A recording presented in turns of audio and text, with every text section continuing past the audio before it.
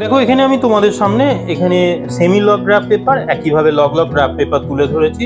অনেকে at a glance দেখলে ভাববে যে এটা বুঝি দুটোই একই রকম। না, দুটো একই রকম নয়, এখানে দুটো সম্পূর্ণভাবেই আলাদা।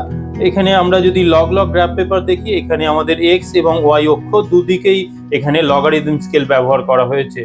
আবার একইভাবে আমরা যদি এটা সেমি লগ গ্রাফ পেপার দেখি, তাহলে সেখানে আমাদের একদিকে আছে লগারিদম স্কেল আর একদিকে আছে নর্মাল স্কেল। তাহলে এই দুটো পার্থক্য, এটা বেসিক পার্থক্য। তাহলে এক্ষেত্রে আমাদের বৃদ্ধিটা যদি দেখি, আমাদের সেমিলগ গ্রাফ পেপারের ক্ষেত্রে একদিকে এখানে আমাদের বৃদ্ধিটা হবে 1-এর পরে 10, 10-এর পরে 100, 100-এর পরে 1000, এইভাবে বৃদ্ধি পাবে, অর্থাৎ গুণিতক হারে এখানে বাড়বে। অন্যদিকে এখানে একটা নর্মাল স্কেল ব্যবহার করা হয়েছে, যেখানে 1, 2, 3, 4 এইভাবে নর্মাল এতে বাড়বে, যেটা আমাদের স্বাভাবিকভাবে আমরা যে কাজটা করে থাকি মিলিমিটার গ্রাফ পেপার বা আমাদের ইঞ্চি গ্রাফ পেপারে। কিন্তু আমাদের লগ লগ গ্রাফ পেপারের ক্ষেত্রে এখানে দুদিকেই আমাদের গুণিতক হারে বাড়বে, অর্থাৎ এখানে 1-এর পরে 10, 10-এর পরে 100, 100-র পরে 1000। তাহলে এইভাবে দুটো স্কেলেই, দুটো অক্ষ বরাবরই বৃদ্ধি পাবে।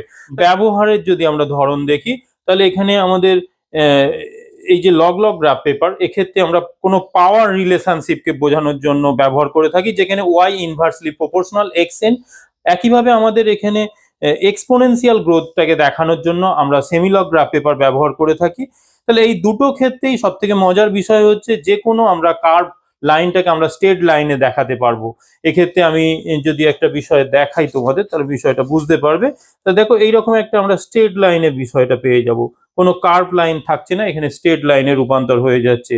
তাহলে এই বিষয়গুলো পার্থক্য রয়েছে। একদম যদি খুব সহজভাবে শর্টকাট ওয়েতে আমরা মনে রাখতে চাই, তাহলে এখানে লগ লগ গ্রাফ পেপারে এখানে দুটো লগ ব্যবহার হচ্ছে, এখানে এক্স এবং ওয়াই অক্ষ দুটোই লগ ব্যবহার হচ্ছে। আর সেমি লগ গ্রাফ পেপারে একটা লগ আর একটা নর্মাল স্কেল।